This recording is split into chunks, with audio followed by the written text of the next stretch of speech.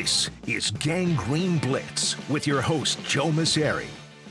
Hello, everybody, and welcome to the first episode of the Gangrene Blitz. I am Joe Mauceri, and we are here for episode 1 of the 2025 NFL season, which didn't start the way Jet fans had hoped, but it started better than I think a lot of people anticipated. And to help us break it all down, NFL reporter for the New York Post, Ryan Dunleavy, who will be with us each and every week throughout the season. Ryan, thanks for taking the time. Appreciate you, man. Thanks for having me, Joe. I'm like the Jets. I'm into moral victories. All right, I'll take that. I, too, am into moral victories, and we will get to that as one of our talking points today, but we got to start with the return of Aaron Rodgers. The Jets and the new regime, Aaron Glenn and Darren Mauceri, let Aaron Rodgers walk in the offseason, and he goes to the Steelers, and because the NFL schedule makers are the best screenplay writers that I've ever seen in my entire life, they match up in Week 1 at MetLife Stadium, and of course, Rodgers exacts his revenge. Here's what he had to say post-game after handing the Jets the first loss of the season. I was happy to beat everybody associated with the Jets. I gave as much as I could to the team, and it didn't work out. I didn't have any hard feelings about it not working out. Now, I didn't maybe appreciate the way that it went down in the end, but that's in the past, and we're 1-0. And that ultimately is really all that matters when we talk about the NFL is wins and losses here. But you can't help but get sucked into the soap opera that is Aaron Rodgers, Ryan. So on his return to MetLife, what did you think of his play and the comments postgame? Yeah, I mean, I love the comments postgame. We need more of that in the NFL, Joe. We need more people who are honest, more people who are human beings. Who wouldn't, in Aaron Rodgers' shoes, want to go and stick it to your former employer who told you you weren't good enough anymore? That's what the Jets did. They told him, you're not good enough. We don't want all that you bring. Your play doesn't justify your big personality and all. That's essentially what they told him. And the Steelers, who are a well-run organization, said, you know what? We have a spot for your play and your personality. And he went out and he threw 4 touchdowns with that, which I think he only did in his last ever game with the Jets. So he picked up where he left off. There just wasn't a lot of it before that. I thought Rodgers was terrific. It wasn't vintage Rodgers. It wasn't MVP Rodgers, but there's not a team in the league that isn't taking 4 touchdown passes out of their quarterback. Yeah, you look at it and what the Steelers did in the offseason, right? They went out and they got DK Metcalf. They got Jonnu Smith. Both of those guys played key roles in the win, and obviously Calvin Austin had himself a day. But you look at this, how much of the fact that Rodgers played against this defense, knew a lot of these guys going into it, do you think impacted the fact that he was able to throw for those 4 touchdowns in his return? To a degree, maybe. I mean, him and Jamie Sherwood obviously went head-to-head in practice, the Jets' middle linebacker. But, it's a new scheme, right? And Aaron Glenn's defense is much more aggressive. And they're new players. I felt like one of the guys who he really picked on was Brandon Stevens, who wasn't one of his teammates with the Jets and who actually had a great training camp for the Jets, but just couldn't keep up with Calvin Austin speed-wise. So I don't know how much of it was familiarity as much as I think it was a really good player with a little bit left in the tank and extra high motivation for a guy who runs on slights. I think it was interesting because during the week, Aaron Glenn was asked about, did he watch tape of Rodgers when he was making the decision whether or not to keep him? And he really didn't address the question. He said basically that it wasn't relevant because he could have changed a lot of things. We're talking about a 20-plus year NFL veteran who going into the 21st season is probably not making grand changes to the way he plays the game. But do you think that Glenn was just trying to downplay this leading up to the game because he was afraid something like this could happen? Yeah, look, Aaron Glenn's an all about the football, no nonsense guy. As much as you and I as much as we love the storylines, the drama, the soap opera was your word. Yeah, as much as we love the soap opera is as much as Aaron Glenn hates the soap opera. He just wants to talk about football, X's and O's. So yeah, I think he was certainly trying to downplay it. And as we know, Aaron Rodgers is one of those guys. He's got that Michael Jordan to him where it's like, oh, you did this wrong to me one time, I'll never forget it, and I'll cut your throat about it. And I think Aaron Glenn was trying to avoid that. But the problem was he gave Aaron Rodgers all the slights he needed back in March when they cut him. All right, enough about Aaron Rodgers. Let's talk about the Jets that are here this year. Because I think when Xavier Gipson fumbled on that kickoff return, I said, same old Jets. They always find a way to lose the game. But I was just very impressed with the way the offense responded because they actually came back in that game and took the lead. I still don't know how Pittsburgh doesn't see that bootleg coming with Justin Fields and that TJ Watt is collapsing down and not setting the edge for Fields to sneak out as he scampered untouched into the end zone there. But when you look at this, you mentioned it. Aaron Glenn is no nonsense. There was no nonsense with the reporters. There seems to be no nonsense with the team. Did you feel his impact on this organization in week 1, game 1? Yeah, I think for sure in terms of the back and forth nature of it, the way the Jets responded to adversity within the game. I thought that's certainly something Aaron Glenn talks about a lot. I thought Tanner Engstrand's impact was felt on this game. Like I'm watching the Lions struggle to score without Ben Johnson, and I'm wondering, maybe they should have kept Tanner Engstrand and promoted him because guy had never called an NFL play before, and the Jets offense was far better than the Jets defense, which I don't know that anybody saw coming given Aaron Glenn's background. So given the way, sorry to interrupt you there, but given the way Justin Fields looked in the preseason, right? I mean, it looked like the guy was never going to complete a pass. Not just the way he looked in the preseason, but yes, to your point, yes, practice and the preseason games, the way Justin Fields has looked throughout his career, he's been essentially a running back who throws the ball. No, I mean, his touchdown pass to Garrett Wilson was beautiful. He threw the ball well. He was a true dual threat quarterback yesterday. He was not just a quarterback who runs and can throw. He could be either way yesterday. And I think Engstrand gets a lot of credit for that. And I think Glenn gets a lot of credit for entrusting Fields to be that guy. All right, before we get into Fields, and we will get more into Fields, I want to talk about the mistakes because the Jets came into this season having been the most penalized team in the NFL last season. And pre-snap penalties especially were a huge part of this. They had 7 penalties, I believe, in this game. But here is what Aaron Glenn had to say post-game about those mistakes and cleaning it up. We have to be a more disciplined team, right? There were some penalties that happened in that game that was true discipline issues. And, again, that's something that will be addressed because you will not be on the field with this team if you're going to cause us to lose games. You're going to cause issues like that. So we will get that addressed, and we got to continue to work. The one thing I told our guys, listen, we got Buffalo coming here next week. Damn good team. We all know that.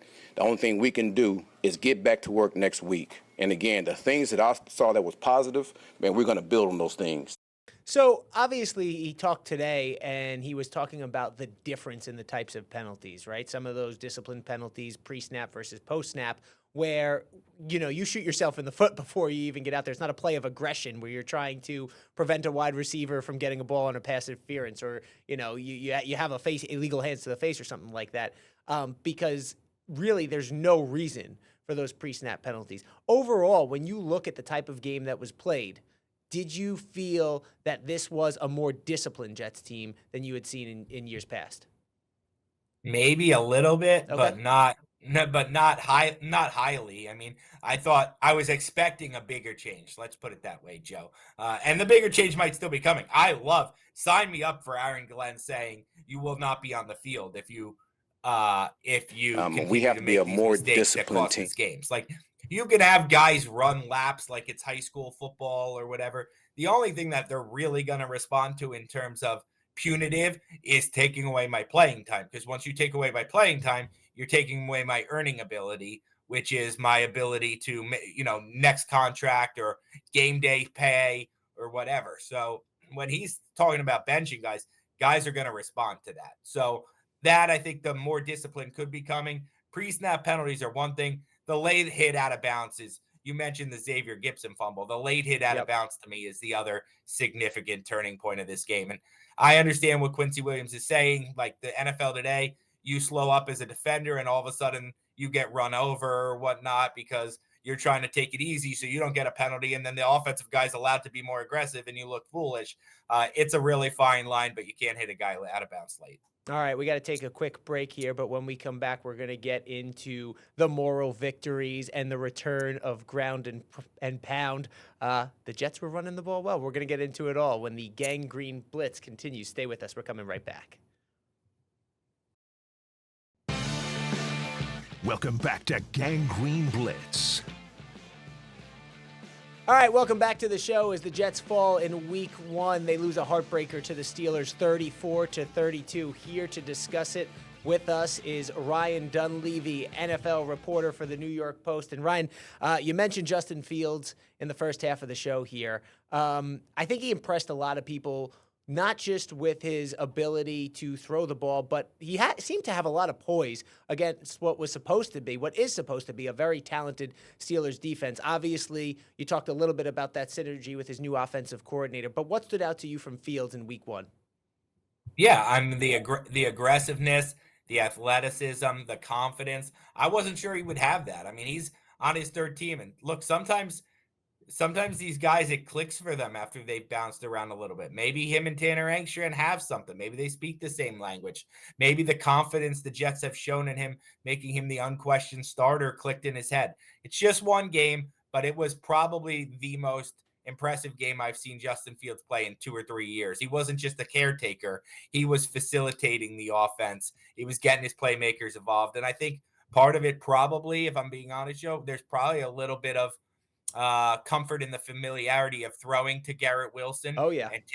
And taking snaps from Josh Myers, 2 of his former Ohio State teammates. And, you look at the play calling, and I thought they did a good job balancing 39 runs to 22 passes. A lot of those passes came moving him around the pocket, right? There were some of those design runs that they had for him in this one. But that first pass that he threw to Wilson, for that touchdown pass, I should say, that he threw to Wilson, I mean, he hit him in stride, and I thought it was the best throw I had seen for him since he came to the Jets here. Do you think that there was a little bit of sandbagging going on here by the Jets in the preseason? Because Aaron Glenn downplayed it when he was asked about the struggles, I guess, early on. I don't know. That would be next level. I think we saw with the Giants that the preseason doesn't really carry over, right? Yeah. Like the Giants had 100 points or something in the preseason, and they scored 6, like they do every regular season. Like, I just don't think the preseason, it's good for getting guys in shape and learning their plays and whatnot. I just don't think the results have anything to do with it. And that's on the other side of it too, here with the Jets. Like, the Jets look like, they were at phase 1 of an install for most of preseason, and then they get out here and they look much better than that. Maybe it was just being vanilla or whatever. I don't think they were sandbagging, but that would be next level. Don't forget here too, Joe, Justin Fields was playing against his former team. Yes. As much as Aaron Rodgers had to prove, Justin Fields had that same message to deliver. I'm so glad you said that because Aaron Rodgers acknowledged the little bit of extra juice. And he said it wasn't as much as when he's going to return to play the Packers since he was only here for 2 years. But he definitely acknowledged the fact he was looking forward to playing the Jets and relishing and beating them. Here's what Justin Fields had to say, though, about playing this Steelers defense postgame. I'm just calling it what it is. They acquired all these guys in the offseason, future Hall of Famers on that side of the ball, and we put up 32. And there were still plays that were left out there. So, like I said, all we got to do is keep building, keep getting better, and we'll be good. Like, it's football at the end of the day. You're going to take punches, you're going to punch, and that's just how this game is, especially when 2 good teams go at it. So you can't let any of that phase you, and you just got to keep, going out there and driving the ball down the field. Justin Fields is not worried about this offense after they were able to put up those points on the Steelers. Were you surprised more about the Steelers' defense or the Jets' offense then? The Jets offense. Yeah. I was more surprised. I think I picked them to lose like 17-7. I thought this was going to be. I thought they were going to play offense like the Giants played offense, like struggle to score, struggle to find the end zone, rely on long field goals, try to run out the clock, ground and pound. And the ground game looked good, but they weren't afraid to go to the air. It wasn't like run, have to throw. It was like, no, we'll throw to put you on your heels. So no, I was very surprisingly surprised by the Jets offense. Yeah, it was the lowest spread of the week. I think 37.5 points was the total in that game, so nobody was expecting either team to score that much going into it. All right, it sounded a little bit like Justin Fields was celebrating some moral victories in there. The rest of the team, though, The rest of the team, though, wanted no moral victories. You heard from Sauce Gardner after the game. You heard from Garrett Wilson after the game. They said ultimately we needed to score 35 points to win this game, and we didn't do it. So is that a change in the attitude of the Jets locker room for you from years past? Probably. I mean, it depends on what you just determine to be a moral victory. Like, I mean, Garrett Wilson hates losing. He hates losing as much as anybody I've ever been around. Like, he is miserable after losses. So I don't think he was ever really into moral victories. I do think there's been a more positive approach in the past with Saleh that maybe doesn't resonate when you're saying, oh, we're one play away, or we're, if you take away that 40-yard run, we played good run defense. Well, yeah, but you can't take away the 40-yard run. You can't get to take. Then do I get to take away all the 2-yard runs right. too? Like, so no, that's just, you play it on a whole. So I do think there's been more positive reinforcement with Saleh than maybe cold hard truths. But wait a minute, don't athletes, right? We hear that all the time, that modern day athletes, that's what they want, right? You can't criticize a modern day athlete. Now look, Garrett Wilson, there's not much to criticize about the way he plays this game ever. And so hearing it from him, I can understand you wanting to hold others around you to account. But man, that could resonate throughout the locker room for a change. Yes, exactly. No, I definitely think the no moral victories thing will resonate until if the Jets are like 0-5 and need any kind of victory, then all of a sudden they'll be in the moral. Fair enough. All right. One thing we knew going in to this season is that the Jets were going to have a lot more focus on running the ball. And why the heck not, right? Breece Hall is a talented back. Braylon Allen is a handful back there. So, and Isaiah Davis, right? He's a nice change of pace there as well. They have a very talented running back room. They finally got to put it to use. 182 total yards on the ground, 107 for Breece Hall in the opener here. And this is considering they just found out earlier in the week that Elijah Vera Tucker wasn't going to be playing in here, and he could be done for the whole season. What did you think about the way the Jets were able to run this ball against a Steeler team that is usually stout against the run? I think you made a great point about Elijah Vera Tucker. When he went down injured, and he had a great camp, he's probably their second best offensive lineman, maybe their best.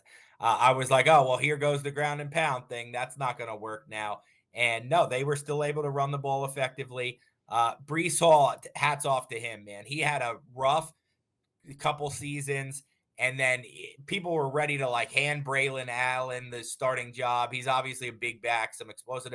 People forgot how good Breece Hall was considered at this time last year, and they're ready to like make this a timeshare. And at the end of the day, Breece Hall ends up with 19 carries to Braylon Allen 6. That's probably what it should be, or at least close to that. I'm not ready to make this a 50-50 timeshare. I think Breece Hall is still a really good player, and he showed it yesterday. Yeah, and I was actually a little disappointed that they didn't use him more out of the backfield, because he had 2 catches early on, and I thought that was going to be more of the recipe for this game. But clearly, I think it's not like the coaching staff is going to find out midway through the season that he can catch the ball out of the backfield as previous regimes did there. When you look at the way the Jets handled the situation, though, when they got into the 2-point conversions, obviously they missed that extra point to start the game, and then they get bailed out by the penalty. They go for 2, and they don't get it, and it felt like they were, because it's the Jets, you kind of felt like you knew that was going to come back to bite them. But it was throughout the league. But I mean, to be fair,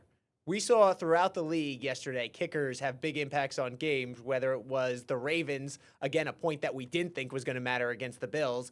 You saw it in Younghoe Koo in Atlanta, who's normally a reliable kicker. And then the Browns kicker, missed an extra point and a field goal there. But when you look at that and the fact that the Jets then are kind of chasing those points throughout the game, they don't get the later 2-point conversion either. Do you think that Allen should have more of a role as they get to those goal line situations? Because you said you want that split. You think the split should be about where it is, but do you think he should get those goal line carries because of just how big he is? Breece Hall fantasy owners are not going to like this. Of course they're not, but they have to know that going into the season if they're any kind of fantasy owner. I would think so. I would think that's an area where you would want to utilize Braylon Allen. Yes, I would think so. But you could also put Braylon Allen in for the 2-point conversion around the goal line and just use him as a decoy because he's a great. Mm. I mean, everybody once you put him in, everybody's going to assume he's getting the ball there. So you run a bootleg or something and let Fields do it.